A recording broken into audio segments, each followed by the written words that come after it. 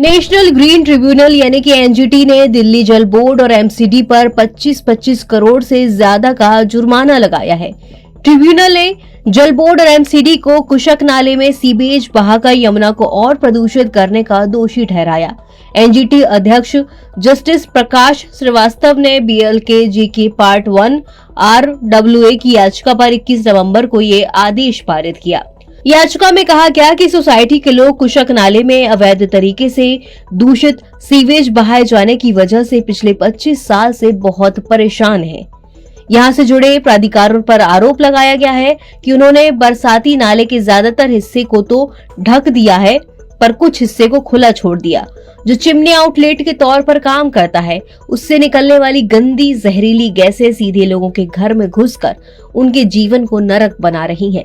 Tribunal ने DJB और MCD दोनों पर 25 करोड़ 22,79,000 का पर्यावरण जुर्माना लगाया, जो 2 महीनों के भीतर सीपीसीबी के पास जमा कराने का निर्देश दिया।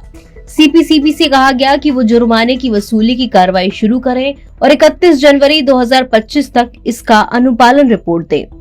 अब बात अगर प्रदूषण की करें तो दिल्ली में पिछले 25 दिनों से प्रदूषण का स्तर लोगों के लिए जहरीला साबित हो रहा है। ये हालात ये है कि अब सांस लेना भी मुश्किल है। सांस की बीमारी परेशान लोगों के लिए ये स्थिति जानलेवा साबित हो रही है। डॉक्टर स्मोक के असर को कम करने के लिए लोगों को मास्क पहनने की सलाह दे रहे हैं, लेकिन हर समय मास्क पहनना भी ठीक नहीं है।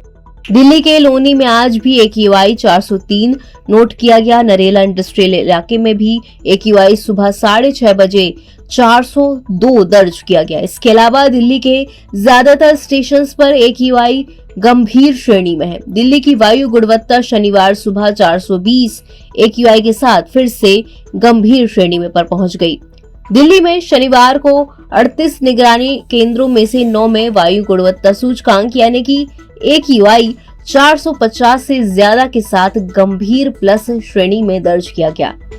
19 दूसरे सेंटर्स में 400 से 450 के बीच AQI स्तर के साथ वायु गुणवत्ता गंभीर श्रेणी में दर्ज की गई और दूसरे सेंटर्स में वायु गुणवत्ता बहुत खराब श्रेणी में देखी गई।